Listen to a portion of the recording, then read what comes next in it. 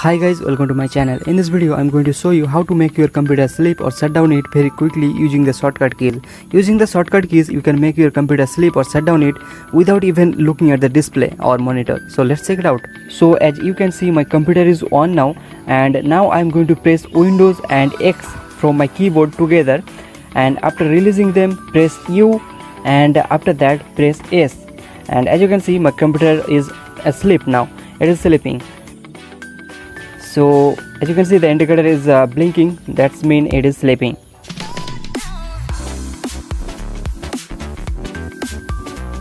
Now again my computer is on. Now I'm going to press Windows and X together again, and after that U again, and again U, and as you can see my computer is shutting down now.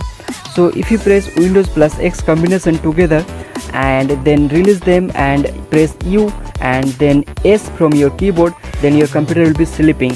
But if you press Windows plus X together and release them and press U twice, then your computer will be shutting down.